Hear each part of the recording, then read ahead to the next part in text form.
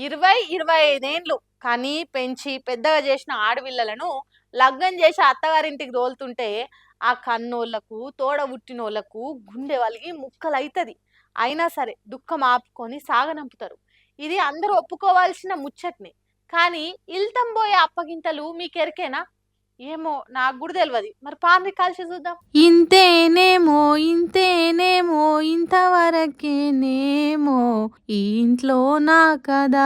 ఈ పాటను ప్రతి ఆడవిల్ల పెండ్లై అత్తగారింటికి పోతప్పుడు పెట్టి గుండెలు వలిగేటట్టు బాధపడంగా మస్తు వీడియోలు రియల్ గా మన ఇండ్లల్లా చుట్టుపడితే చాలా చూసినాం గాని ఫస్ట్ టైం ఒక మొగ పిల్లగానికి కూడా ఈ పాట సూట్ అవుతుంది అని ఇది చూసినాకనే తెలిసింది. అగ చూడుండ్రి చెల్లెళ్లను అమ్మా నాయనలను పట్టుకుని ఎట్లా ఏడుస్తుండో పాపం ఇల్లరికం దోలుతున్నట్టు పిల్లగాన్ని. అందుకే ఈ ఇంటికి నాకు ఇక ఏ సంబంధం లేదా, నా అయ్యవ్వలను దినాం కండ్లారా చూసుకోలేనా, నా తోడ పుట్టినోళ్ళతోని ఆట పాట అనేది లేదా, ఇక ఇది నా ఇల్లు కాదా, పుట్టి పెరిగి నిల్లిడ్చి ఎట్లా పోవాలే, తెలివని జాగల ఎట్లా బతకాలని కడమ జీవితం మొత్తం కండ్ల ముంగట్ని గిర్రున తిరిగి గిట్ల వల ఎడవబట్టిండు పెండ్లి పిల్లగాడు.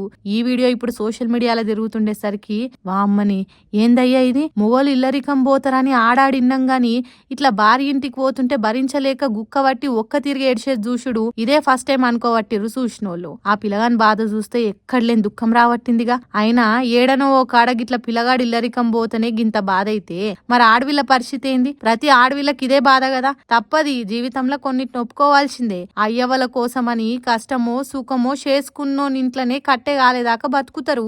ఏదేమైనా ఆడోళ్ళైనా మొగోళ్ళైనా ఇది ఒప్పుకోవాల్సిన షేదు నిజమని బాధతోని కామెంట్లు చేస్తురు ఇది చూసిన వాళ్ళంతా.